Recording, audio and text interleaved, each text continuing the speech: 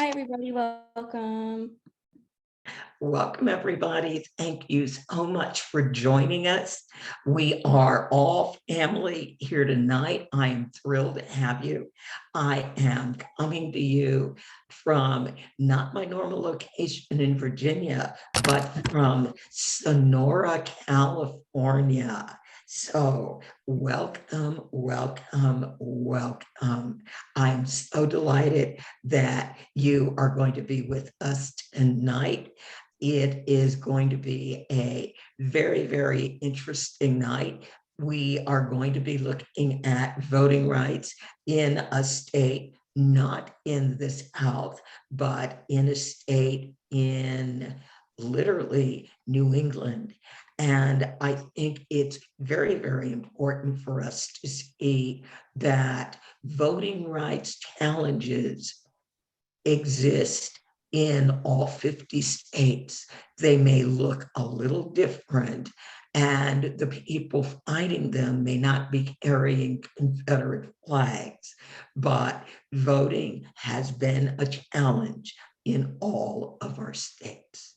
So, welcome. We will be getting started in about maybe 4 minutes. So, in the chat, why don't you put in, yes, there you are, your name and where you are joining us.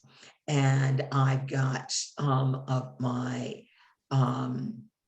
Democracy Center leaders here. So I see Janice Gay. Thank you, Janice, for joining. Martha, is that Martha from Lynchburg, our Lynchburg Democracy Center? Normally, we have our Alabama Center is represented. Hey, welcome, Chuck, my fellow author of a lot of our courseware, and then my own team, Dee and Carol, and let's see who else, John and Gabriel and Carrie, of course. Welcome, welcome, welcome. So delighted that you could join us this evening. We are thrilled to have you. And then I see a lot of our state volunteer leaders. So glad to see you. It is always an honor, a privilege, and thrilling to be able to have you join us today. And now tonight, we're going to be a relatively intimate crowd, so we may have an opportunity for more Q&A. Welcome, E.C. Rents from the Huntsville, Alabama Democracy Centers. And yes, we have democracy centers in Alabama, North Carolina, South Carolina, Georgia, and Virginia. We believe in the power of our southern states. So welcome.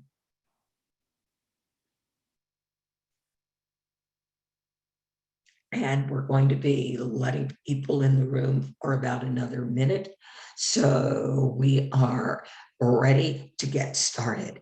So again, I'm going to welcome everybody for being here. I'm going to thank you all for joining us. And what I would like to do, because we are in primary season. The North Carolina primary is going to be on May 17th. The Georgia and the Alabama primaries are going to be on May 24th. I would like to get a quick report on what you can do and where we are from Carrie. I understand you're going to give our postcard report, and then Gabe, I understand you're going to be doing our phone banking report. So Carrie, unmute and take it away. Hi.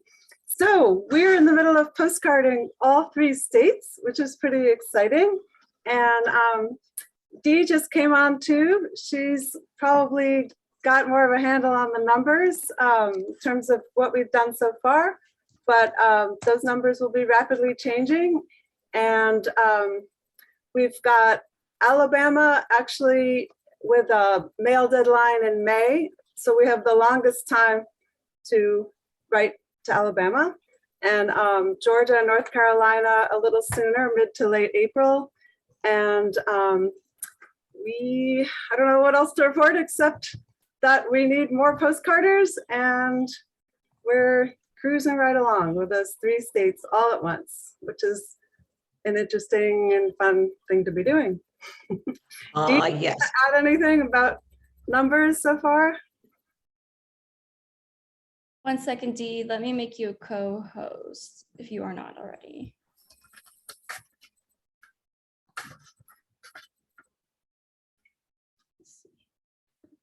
I don't know if Dee can unmute, but I can. Oh. There we So are. I Great. don't, I'm pulling up the report right now. So if you could move on, and I will get you the numbers and put them in the chat.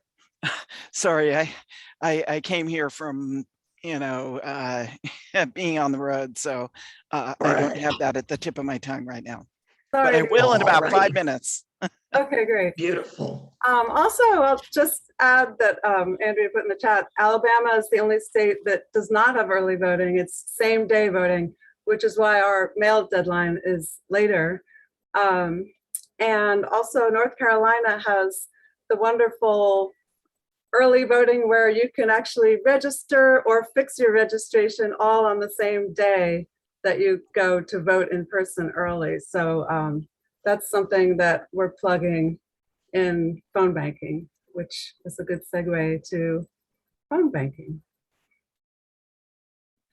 Yeah, North Carolina is the one state that we're calling right now because it's been the state that's gracious enough to post its early voting locations well over a month in advance of when early voting starts. So we can get a head start. We can call people. We can tell them where their closest early voting locations are. We can leave tons of voicemails and just, try and energize communities of color in North Carolina. And because it can help even before voting has begun to just know in your mind, this is where I can vote early. I have these couple options and stuff. We're also going to be adding Georgia phone banks as soon as we have information on their early voting locations in our targeted counties. And I'm going to put our phone bank page link into the chat, just so people know where they can sign up for a guided phone bank. And we just added Wednesday, so we have every Tuesday, Wednesday, and Thursday we have guided phone banks now that are going into North Carolina currently. And Gabe, tell us what a guided phone bank is, because we do have some new folks here tonight. Yeah, so that's where we train you, get you up and running with the technology, and then we start making calls together. And so it's another place for you to just, have any of your questions answered if you're returning, if you've made calls with us before, or to just get the full-on training. And you can also make calls during your own time, so you don't have to wait for one of those trainings. It's very self-trainable. If you just watch our video, and all of the resources are in the link, the phone bank link that I put in chat. All right, thanks, Gabe. And our phone banks operate 7 days a week. Are they still 9 a.m. to 8 p.m.? That's right, yeah. Right, for the local time zone. So when we begin doing Alabama, because Alabama is on Central Time, then the actual time when you will be calling, and again, we've got people from California and all across the country, the actual time when you are calling, it will always be 9 a.m. to 8 p.m., whatever the local time is. So just want people to know that. And Carrie put a note in the chat saying on our website, if you want to do postcards, because you're going to need to get postcards, get addresses, and get the scripts, your regional organizer who will get you connected with all of our systems, that is on our website. So now, without further ado, I want to bring up Carol Rizzolo, who has wonderful news. And Carol will introduce our very, very, very special guest. Secretaries of State are either going to be the greatest champions of voting rights, or they're going to be the greatest suppressors of voting rights. So I applaud you for the work and the job that you are doing. Carol, take it away. So super exciting news out of Connecticut. This is just insanely exciting. So many of you have heard me say before that we have the most restrictive voting ballot access in the nation. 1 day, 14 hours, that's it. I have total early voting envy. I can't believe it as I'm listening to this, like, oh, shit. However, so with the help of Center for Common Ground and a lot of work that we've been doing up here, and also with a lot of help from Lieutenant Governor Susan Bysiewicz, who's our incredible guest, who had been the Secretary of State, also laid all the groundwork. And with all of the work we did, finally last night, we managed to expand absentee ballot access at least a little bit, which will impact an incredible number of people. Yes, thank you. It is so exciting. It had been that if you were in town any minute of the 14 hours that the polls were open, you couldn't access an absentee ballot. So if you drove through town from one job to another, sorry, illegal, can't get an absentee ballot. The other was that it was voters' illness. So illness was there, you could get an absentee ballot if illness were involved, but it had to be the voter's illness. As many of you know, I take care of my quite elderly mother, and if she's sick, I can't qualify, and I'm the one caretaking her, I can't qualify for an absentee ballot. That changed last night. Thank you very much. Now it is just illness and 14 hours, and it is just a huge expansion. So super exciting news. Our state rep is Matt Blumenthal, whose daddy is Senator Richard Blumenthal, right? Constitutional scholar, and of course, our former constitutional officer. So for us, it's just phenomenal. I have a feeling there are dinner table conversations where, you know, you could go to the language of the Constitution and get this done. And so it was wonderful, very bipartisan, which was pretty stunning. And our poor lieutenant governor had to sit and listen to any number of blowhard responses to why this was a problem. So she has my absolute complete respect for sitting there without many comments about what was happening. All right, so Susan Bysiewicz, who I really am so honored to call a friend. It's just an absolute joyous relationship for me. Is now serving her first term as Connecticut's 109th Lieutenant Governor. So Lieutenant Governor Bysiewicz and Governor Ned Lamont, first priority is growing good paying jobs and investing in the state future. And ever since their election, it has been nothing but that. And it's just incredible to watch and to watch the coattails behind Susan and also the governor. So Lieutenant Governor Bysiewicz continuing her commitment to economic growth, making her a leading voice for Connecticut residents and small businesses while she served as Secretary of State from 1999 to 2011. As Secretary of State, she helped thousands of businesses grow, registered thousands of voters, cut bureaucratic red tape, which is a huge big deal up here in Connecticut in the land of steady habits, right? It's crazy making. Honored veterans and fought to keep elections fair. So when I say that we finally got this done, I am very clear that I am standing on your shoulders in this and pushing this forward, to which I really am so appreciative. Lieutenant Governor had been the state representative, writing legislation to ban dangerous drive-through mastectomies that were happening and ensure that women being treated for breast cancer had proper care. Also fought for political patronage and wrote the law to ban lobbyists from giving gifts to legislators. Not all that popular with any number of legislators, but oh well. As a business lawyer and job creator, she's helped over 60 companies access millions of dollars in capital, expanding their businesses and creating thousands of jobs in Connecticut. And this is the part that actually I tend to get choked up when I kind of read this part.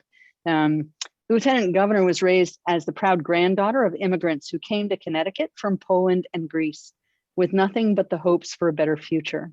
After years of factory work, they saved enough money to buy a farm in Middletown, Connecticut, that became the lieutenant governor's childhood home. Growing up and working on the farm, she and her siblings learned the values of hard work, education, and persistence. Graduating from the local high school, and then this, I think Cory Booker referred to this school as this little inner city school, Yale University. He referred to it that way during the hearings just now, and also then graduating from Duke Law School. She is the author of Ella, a biography of Ella Grasso, Connecticut's 83rd governor. And with that, again, I am so grateful for you to be here and to introduce you to these amazing colleagues. And I look forward to hearing you. So please take it away. Oh my goodness. Thank you so much for your advocacy. And I wanted to just share how important absentee ballot voting, or AB voting, is. I want to give you the statistics. In 2016, only 8% of people in Connecticut voted by absentee ballot. But in 2020, because of the work that our great Secretary of the State, Denise Merrill, did, and our legislature did during COVID, 36% of our residents voted by absentee ballot. And I did in the presidential primary and also in the presidential general election. And I did it as a political statement because I wanted absentee ballots to be available for everyone. And then if you're wondering how many people in each party voted by absentee in Connecticut, 45% of Democratic voters voted using an absentee ballot. 33% of unaffiliated voters did. 25% of Republicans did. And here's the amazing thing, that 2 in 3 voters in 2020, right? 2 in 3 voters aged 80 or over, and half of the voters between the ages of 70 and 79 voted by absentee ballot. So that's why the legislation to expand absentee ballot voting that Carol just talked about, that we debated this week in the state Senate and in the state House, that passed with amazing bipartisan support. So we have 36 senators, only 4 Republicans voted against the bill. And the vote was similar in the House. It was one truly supported by both Democrats and Republicans. And Carol was referring to a senator who led a very weak opposition, because only 4 out of 36 voted against it, but basically tried to make arguments that absentee ballot voting is ballot harvesting, trying to insinuate that fraud was occurring. And of course, the numbers, there's no evidence to bear out those arguments of fraud. But you helped make a huge difference in Connecticut, because it was important that this passed, because it will take several years for the constitutional amendments that will be on the ballot this year and a year from now are the constitutional amendments that will allow no excuse absentee ballot voting and early voting. Because for whatever reason in our Constitution, in our state constitution, we give reasons for why you may use an absentee ballot. And so this is going to be a process that takes a while, but the silver lining of the pandemic was now people understand why early voting is important, why mail-in voting or no excuse absentee ballot voting is important. And I know that this group is about expansion of voting rights. And we have much more work to do to expand voting rights, but there are two expansions that we've had in Connecticut that are commendable. And one is, when I was Secretary of the State, we passed legislation to allow 17-year-olds to vote in primaries, provided they would be 18 by the general election. And that was a really fun bill to work on, because we actually energized high school students around the state to help us win support. And they were so impressive when they came to the Capitol, when they lobbied their legislators, that we were able to do that. And the other expansion that I wanted to mention is that we have in Connecticut now allowed people who are on parole the opportunity to vote, which is going to allow 4,000 more people in Connecticut the opportunity to vote, and also provide people with the opportunity to re-enter society and become a full citizen that is back participating and contributing. The other thing and there are two other things that I was proud to do as well as Secretary of the State. One was to help lead the fight for publicly financed campaigns. So in Connecticut, if you're running for the state legislature, state house, state senate, or statewide office, you have to raise a certain amount of small contributions, and then you get access to public financing once you show that you have support within your district or within the state. And I was very, very proud to help lead the fight. And it took our governor, John Rowland, at the time, being convicted of public corruption, to finally get the lieutenant governor, who became the governor as a Republican, Jody Rell, to support publicly financed campaigns. And it was that conviction of our corrupt Republican governor that got us enough Republican support in the state legislature to make that happen. And the other thing I'm proud of is that I helped to write direct primary legislation, so that if you are locked out by a major party from running for an office, like someone like me, who is a big supporter of reform efforts, doesn't make you a favorite of party insiders, right? So we were able to write a direct primary law that allows you to go out and collect signatures from voters so that you can get on a primary ballot. And Connecticut, heretofore, before that law was passed, had one of the most restrictive ballot access laws in the country.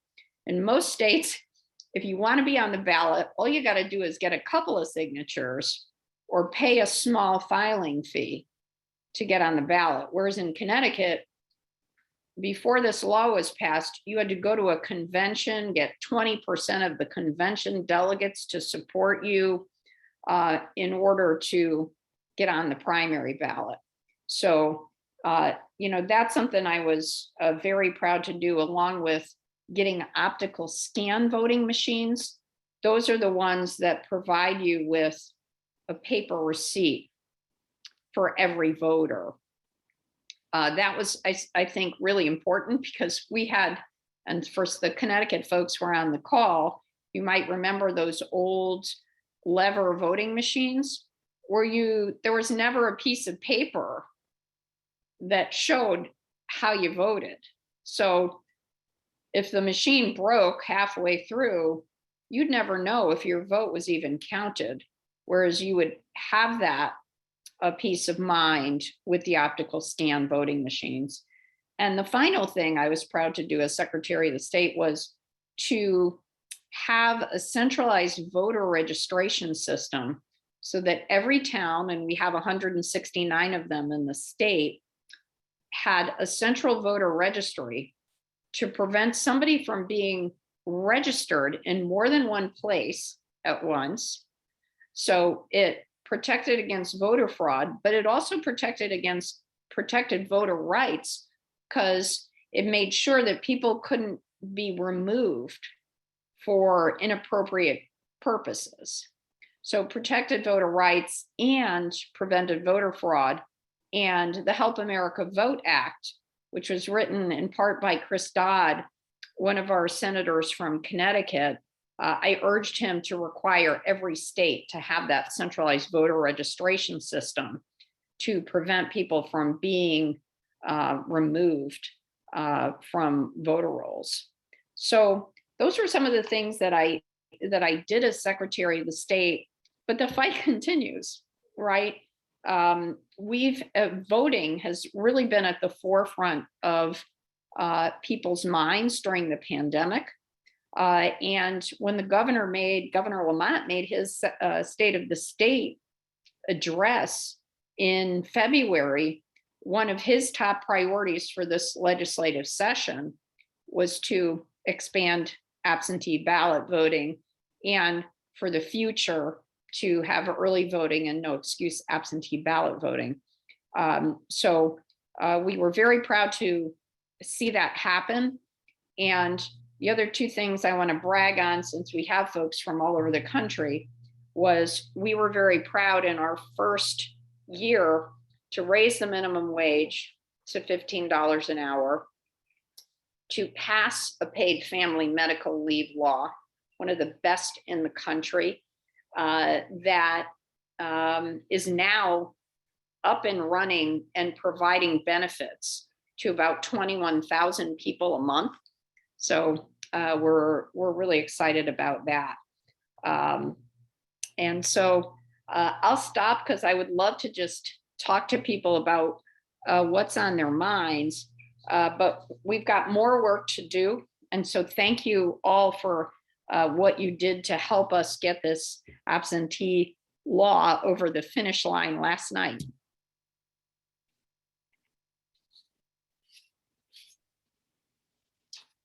Thank you very, very much. Josie, do you want to manage questions? I am very, very excited, and then I may have a couple of statement questions later. Okay. Yeah, of course. If it's okay with you, I know we had some questions that we wrote up before, but I think first, if some folks in the audience have questions, I'd like them to go first, if that works. I believe, Fred, I saw that you had your hand raised earlier. I'm going to make sure everybody can unmute themselves now. If you want to go ahead and ask your question.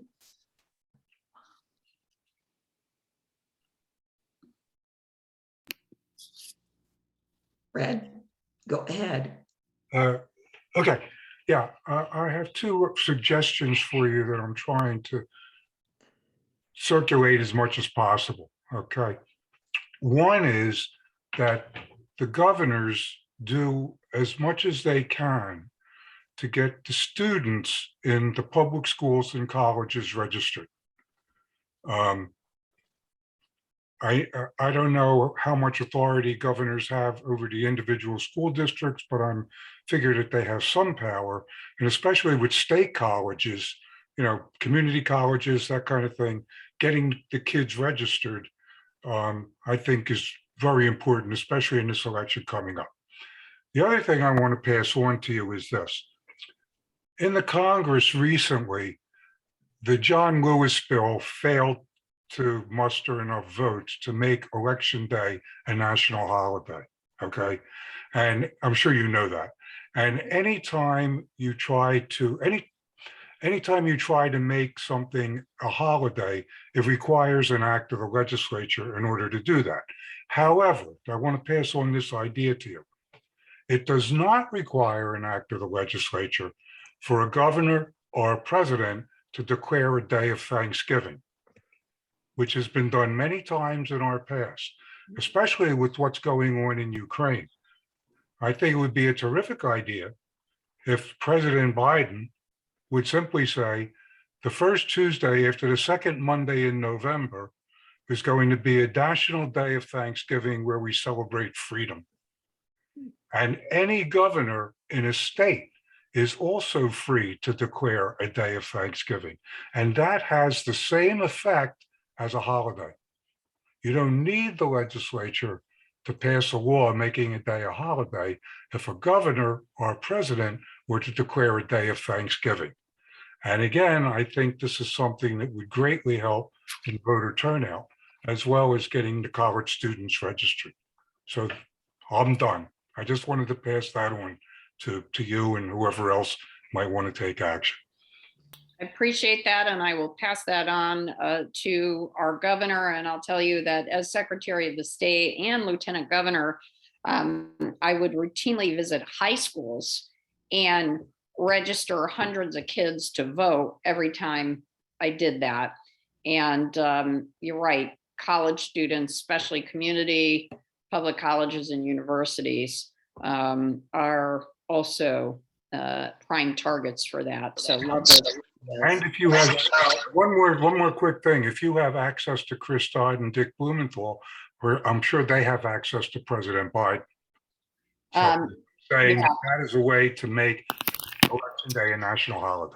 And I'll just say that Governor Lamont was, I think, the first governor to publicly come out and support President Biden, Joe Biden, the candidate. So he does have the president's ear. So I will plant that seed because they talk frequently. Great, thank you. Anne Lampert, go ahead.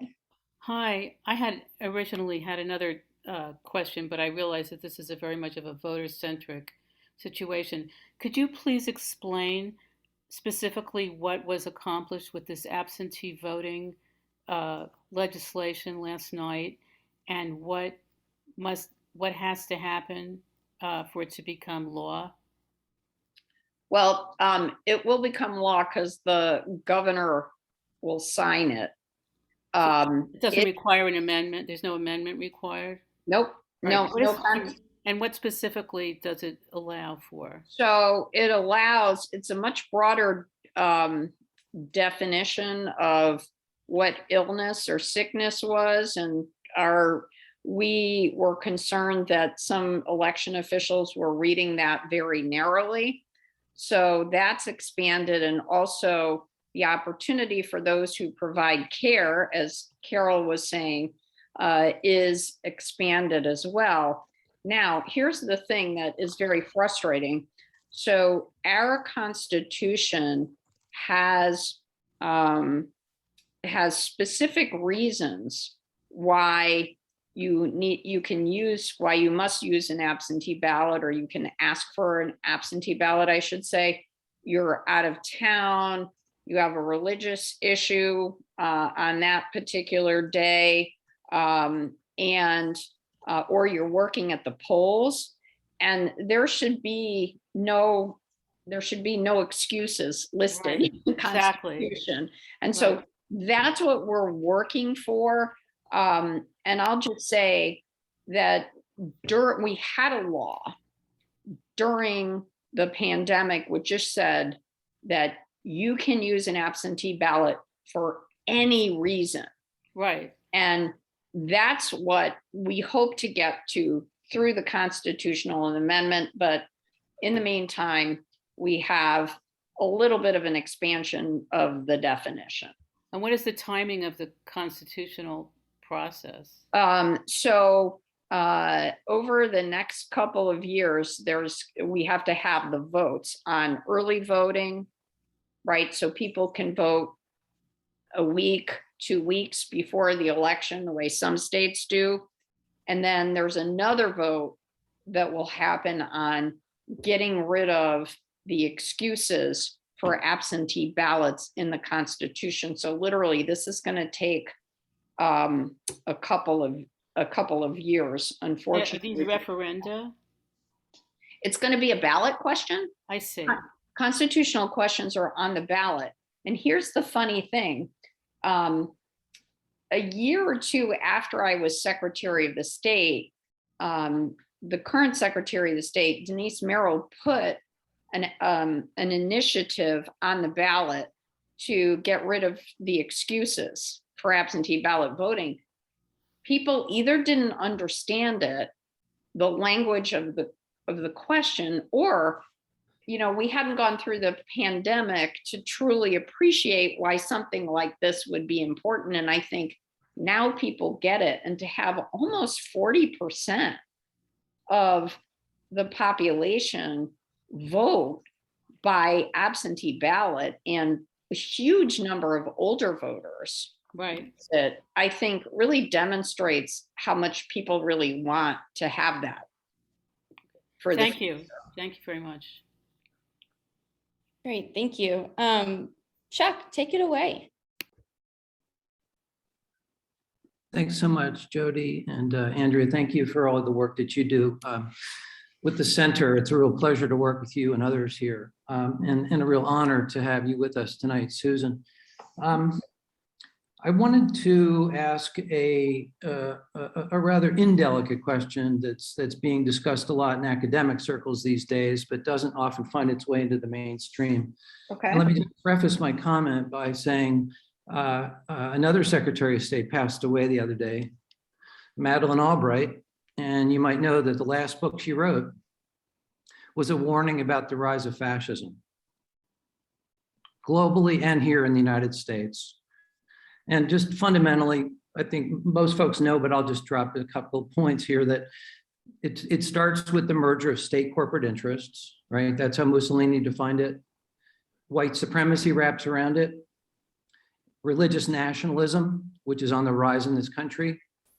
It may not be that striking a problem in Connecticut, but in other parts of the country, like where I live here in Pennsylvania, central Pennsylvania, it's really, really hair-raising to see all these Trump signs and to see this absolute fervor and obedience to authority, I would say. I think that the fundamental problem here is that a lot of people outsource their thinking, and it speaks to the challenges of our education system, which is under assault, and our democratic institutions, which is to say that the work of pro-democracy has never been more important. So I would just ask you to just comment on what your thoughts are, in all honesty. Do you see the outlines of a very potentially dangerous outcome by the time we get to January 20th, 2025? And I don't say this as an alarmist. I have a PhD in German history, not to be a superior elitist or anything, but I've studied this and I live with ghosts every night, looking at the passing of the Weimar Republic into Germany, and the dangerous signs that were even elevated during the Great Depression by Sinclair Lewis, who wrote, "It can't happen here." Well, I see the outlines of it happening very potentially. And so I just ask your thoughts and comments. Thank you so much. Yeah, absolutely. I will say this, that Donald Trump has empowered racism, anti-Semitism, sexism, racism, Nazism even. And we have seen in Connecticut, and we are a very progressive state, yet the Anti-Defamation League is concerned about a swastika that appeared on the campus of the University of Connecticut. And we have had synagogues that have been damaged, a mosque that was shot up in Meriden. And when Marjorie Taylor Greene came to Plainfield, which is the corner of Connecticut by Rhode Island, that has become, that was a very Trump-centric part of the state, rural part of the state. 2,000 or 3,000 people showed up to hear her speak. And the state rep from that area, a Republican, called Governor Lamont a Nazi. So, there are signs of division that are very disturbing, and there has been an empowering of racism and Klan sightings and other things in our state that are very disturbing. And people from our state went to Washington and were convicted of crimes in January. There have been more than a dozen people from Connecticut that were convicted of inciting violence and trespassing at the Capitol and doing other violent things. And so it's extremely concerning to me. And I think all of us have to be very vigilant. And and even on the floor of our state Senate, we have, in our state House, we have representatives and senators making racist comments, sexist comments, homophobic comments. So, we just have to be really vigilant, and we have to call out that inappropriate behavior and call out those statements when we hear them. If I could just add a follow-up. Sure. There's a book out, just came out in the last couple of months by Barbara F. Walter. She's a political science professor at UC San Diego. I don't know if you can see it because of my screen. All right, that's How civil wars start. And very briefly, she's studied 20 modern nations, 10 of whom went into authoritarianism, 10 of which pulled back. And so chapter 8 in that book, if I could just ask folks here, even just to circle that, take a look at it. You're familiar with it, Kabi? There are constructive things that we can do to slam the brakes on fascism and turn this around. And very briefly, Barbara F. Walter, not the journalist, she's a mid-age academic, Barbara F. Walter, along with Timothy Snyder, Jason Stanley, others who have written about this, have said that it's really critically important that we build a mass pro-democracy movement, that we engage the business leaders in this country that are currently fueling right-wing politics through the donor class, and also that we identify strong leadership at the top of our government. And I am concerned about all three of those fronts and spend a lot of time doing the organizing work. And I'm trying to build alliances with folks who can bring in business leaders who can speak common sense to that perspective, to the people that they, politicians who take money, listen to the money, right?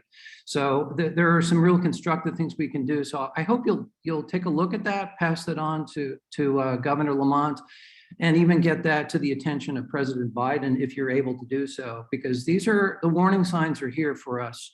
And I think we really do need to heed them. What's interesting is that it's really difficult to have this conversation with mostly white progressives, but it's a lot easier to have the conversation with people of color. And that's because they've been experiencing elements of fascism for centuries. Recent attacks on the historically Black universities, colleges in this country is really a warning sign too. And those are white teenage nationalists, teenagers who were calling in these bomb plots. So I just put this out as a constructive warning, but one that we can learn and really learn from our history and learn from what other countries were able to do and not do in recent times. Sorry to dominate so much here, but it's such a serious topic. I really appreciate it. No. So two things that I just wanted to say. So the cool thing about Connecticut is business interests are much less likely to dominate our politics because 90% of the candidates, both Republican and Democrat, do public financing, right? And for all the constitutional offices, except governor, where I got a self-funding partner, God bless him, but nobody thinks he's corrupt because he just uses his own money. But all of the other statewide constitutional officers do public financing, and the majority and 90% of Republicans and Democrats in the legislature do too. So that is a good thing. We'll have to watch, our Republican governor candidate is self-funding. There's all kinds of super PACs at the federal level that are going to be involved in our US Senate race against Richard Blumenthal, so public financing is a way to fight some of the business interests and the Koch brothers. Right. The other thing that I just wanted to mention, since people are mentioning Putin and the Ukraine in the chat, what I find very powerful in Connecticut is how many people have stepped up from so many different walks of life to try to help the people of the Ukraine. And that we have I am Polish, there is a huge Polish community in Connecticut. And if any group understands what it's like to be dominated by Russian dictators, it is the Polish people and Polish Americans. And they have stepped up in a big way to help. So that gives me hope that we have pro-democracy forces right now who are helping. And so I just wanted to point that out because we could be doom and gloom, but I see so many people stepping up to help, and it gives me hope. Yeah, the term I use is radical hope. We need radical hope at this point. Thank you so much for your work. Thank you. And Chuck, thank you for all the work that you have done and are doing. A lot of the new courses that we are developing, Chuck is my co-author. That's how we were able to get so many done so quickly. Thank you, Chuck.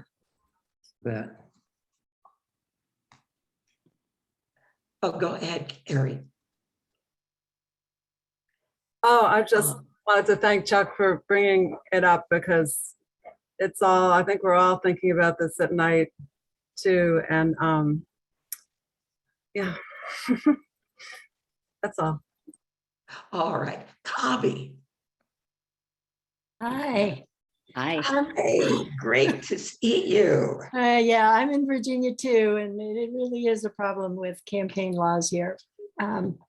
We have done a lot better in the last couple of years in terms of having some access for voting. I wanted to bring up that the Equal Rights Amendment is fully ratified, has met Article 5 of the US Constitution, but it is hung up on the excuse of a time limit, which is in a preamble and not what the states voted on. And so I really believe that if we could just get this thing recognized as Amendment 28 and printed in the US Constitution for the general public to know, that it could really excite people about what this country does for democracy and what's important. And I just really suggest that we keep asking the president and the archivist to publish. I know that he's retiring in the middle of April, so it's really a timely thing. And the legislative branch is not really supposed to have a role it doesn't have a role in Article 5. And there is the Senate Joint Resolution number 1, which needs 9 more senators. So if you have a senator who has not signed on, please. I mean, really. So let me ask you this, because I have talked to Dick Blumenthal about this issue. Has he Has he signed on? And what about Chris Murphy? Because I see both of them all the time and I would be happy to ask them if they have not. My understanding is Blumenthal has been the most supportive of Okay. all. Yeah. He's Okay. been, but, you know, it's for me, I have some wonderful senators, but I want them to actually do the work. You know, they're my representatives to get the Equal Rights Amendment through this last thread or hurdle or barrier. I mean, it seems silly. Article 5 has two major hurdles, you know, two-thirds of the Congress, that was 1972, to 3/4 of the states, that was 2020, and Virginia was the last one. And then now we have this whole new barrier to get through a filibuster in the Senate. And I'm stunned, as they say. So I don't know anything about anyone can Chris. suggest, please. I mean, I know that Dick has been very involved with it because we've reached Yes. out to him directly. I don't know about Chris. I actually have not seen him to ask. So if you see him, that would be great. So noted. Will do. Thank you. Will do. Thank you. Thank Thank you. you. Yes.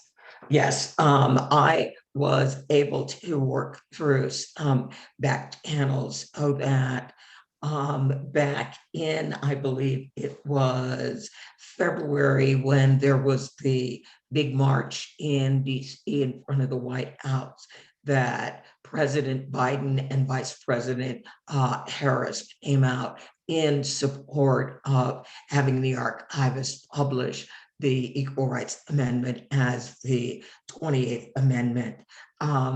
Vote Equality has produced constitutions that show the ERA as the 28th Amendment. So what I'm going to do is see if I can find it, and I will, here it is. The link Andrea, to I that. don't believe the president has told the archivist to publish. There are a number, I don't know, like 10 senators who have actually told the archivist not to publish, and then Trump The back president did when tell him, preempted the Copy, Virginia copy. legislature The by 2 president days. said yes. Oh, He good. did. Well, I'd love to He see did. that. Send it to me. Yes, yes. And then I just dropped the link in the chat, and that link in the chat is to get the new vote equality pocket constitution that contains the Equal Rights Amendment as the 28th Amendment. So I have to tell you that Josie and I spent all this time getting all these questions put together. And so far, this conversation has been phenomenal, but I'd hate to have all of those questions fall off the curb. Well, I feel like some were kind of answered by the Lieutenant Governor herself or via questions from participants in the audience. But I guess, I don't know if you want to expand a little bit more on the ERA in the sense of what state leaders like yourself can do to push for the ratification of the ERA. That is one of the questions that we had. Yeah, and I think talking to and advocating for our federal leaders, and like I said, I have spoken to Richard Blumenthal. I will work on Chris Murphy. I am happy to do that. I just saw Rosa DeLauro. Carol, have you already gotten her? Because I just saw her today, and I'm sitting here thinking, oh darn, I could have brought that up. Is she's well enough that she's out? I mean, Rosa had COVID. She was out in public. She is over COVID, and she is back out wearing a mask, but being her energetic self. Actually, so I have spoken with her more about now all of our congressionals are going to use their bully pulpit to speak about the early voting ballot referendum that's coming up. So, the grassroots groups are really working to get that word out to voters, to know that this ballot question is there and that they need to vote on it. To what was raised earlier, we have 169 towns, 169 different ballots. So we can't necessarily say, so at the top of page 1, you will see this ballot question. because it might be on page 2. We just don't know where it's going to be. So there's going to be a lot of voter education. And so what I've asked Rosa and all of the congressionals to do is really use their bully pulpit to get that word out. So my apologies, I have not gone down the ERA path. I have gone down the voting rights path with them directly. So, no, I did a long answer to your question, but no, I didn't bring it up to her. Oh, all right. Well, the Connecticut House members that are currently on House Resolution 891, which is telling the archivist to publish the Equal Rights Amendment, Johanna Hayes, Rosa DeLauro, and John Larson. Okay, so I got Joe Courtney and Jim Himes. Jim Himes, okay. right. All right. I'm going to see Joe Courtney this weekend, and Thank you. I will probably see Jim Himes as well. So we can work on that. The other thing that I just wanted to talk a little bit about, since I see so many women with us, is one of the questions was, how do we get more women running for office? And, I look at our Congress and our Senate at the federal level, and it's about 25% women in each house. And in our state legislature, it is 28%. And I think back to when I first ran for the state legislature in the 90s, there was an initiative that said that Congress should be 50-50 by 2020. And here we are, not making significant enough progress. But I will say that what gives me hope is the basement that I met Carol in Guilford. Okay, so I was running with Ned Lamont, and I had heard about this group of postcarders and activists, and I'd been hearing about Carol, and I was like, I got to go meet her. And so I go to this church basement, and there were all these long tables. There must have been more than a dozen. And there were so many people. There must have been 75 or 80 people hunched over postcards. And they ran out of folding chairs. They ran out of table space. And I just thought to myself, well, just give me some of those postcards while I'm waiting my turn to speak. I took some home. I was writing them while I was sitting there, and I saw the other candidates like Christine Cohen, our wonderful environmental leader in Connecticut that Carol helped. And so what I would just say is we have so many amazing activists. You should think about running. You're unhappy with what's happening in your state, in your community, run, please. Tell other women who you think are leaders to run. And there are these great resources, like, for instance, the Women's Campaign School at Yale. Women come from other countries all over the United States to go to it. Emerge has great seminars on how to run for office. And, my story is just that, I wanted to do something in public service, and my husband said, well, look, our state rep is retiring. You should do that. And here I am with my 5-month-old baby that I just had. And every time I looked at her, I kept thinking about her future. And I thought, why don't I just run for state rep? I'm going to stop worrying about my daughter's future. Now I could be in a job where I could do something about it every day, right? So it was me and a group of women around my kitchen table that broadened and expanded to include lots of people, men and women, who helped me. And, I want to tell people that my story could be their story, and I tell women that all the time. And I just, want to say thank you, because Carol And Indivisible Connecticut has just been a powerhouse to help all kinds of great candidates, including the governor. Thank you, Carol. My profound pleasure. Are you kidding? Yeah, but it's the power of grassroots.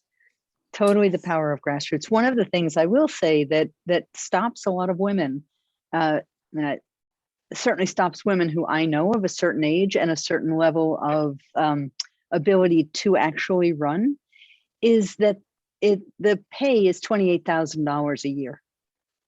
Well, there's a bill.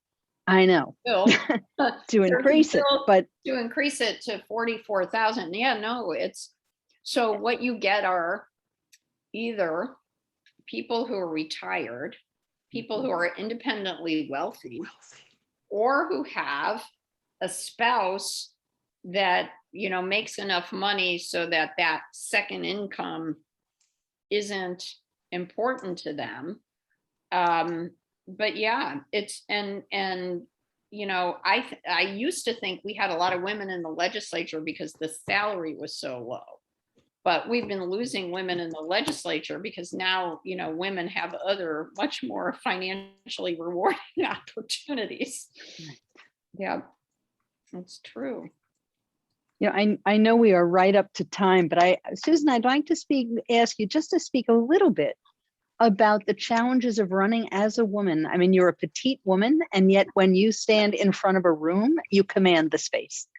I mean, I watched you do it that night in the church or that afternoon in the church. It's like, that's incredible. This woman is, you know, sorry, kind of 5'0" and you're petite, and you get up there and suddenly you just take over the room. And I think that ability to do that is I do think it's unique.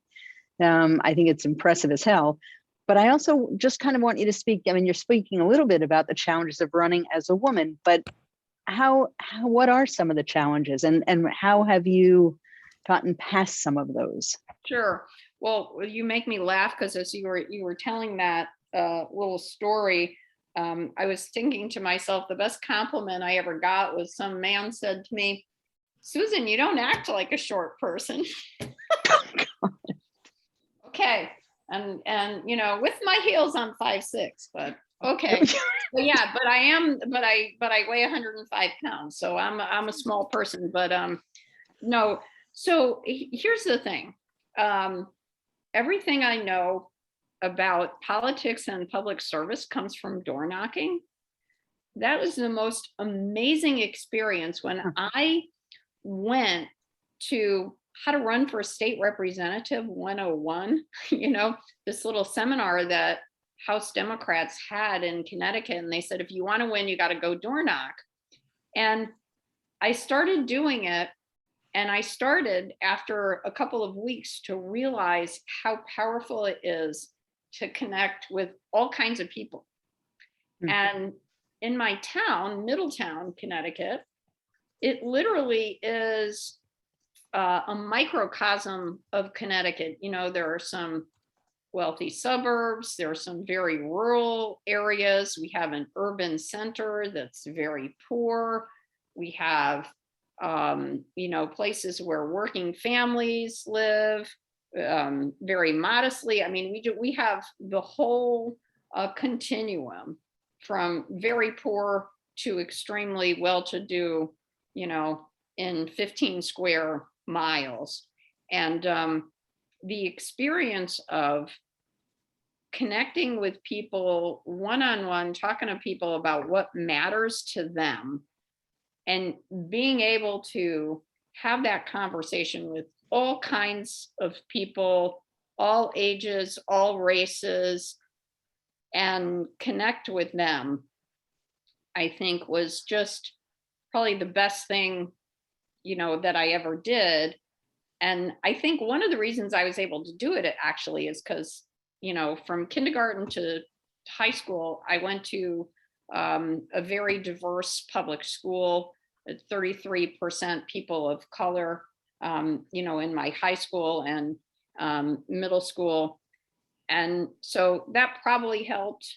But, you know, I think that if you feel really passionately about something and people tell you their stories, and then you feel obligated to try to do something to help them and to advocate for them. That's power. And so I feel like that's where I get my strength. And you all do grassroots campaigning, right? I mean, literally the postcards, the phone calls, the door knocking to me is the most amazing thing. You know, if only I could door knock statewide, but I've door knocked with all kinds of candidates for Congress, for the state Senate, for the state House, for mayor. I find it invigorating because you realize when you connect with people that's what makes a huge difference. Oh, thank you so very much for joining us tonight. Again, it is really, really important for people, if you really believe and you are passionate about helping your fellow citizens, then by all means run for office. I ran for Congress back in 2008. I'm in a rural district, so we didn't door knock, but I spent a phenomenal amount of my time at county fairs, which is where all the citizens would gather. And it was an experience. So the important thing to know really about running for office is you must passionately care about the people you are going to represent. You do not need to be a lawyer or have a legal background.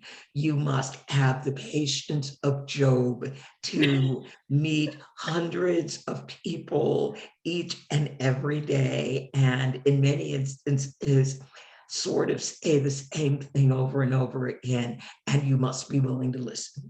You must be able to listen to the needs, the wants, the desires, the hopes, and the fears of the people that you are supposed to represent. Susan, it has been an amazing experience. It has been so intimate. It has been so fun. Anytime you need us, or you would just like to come back and hang out with some incredible activists, we would absolutely love to have you.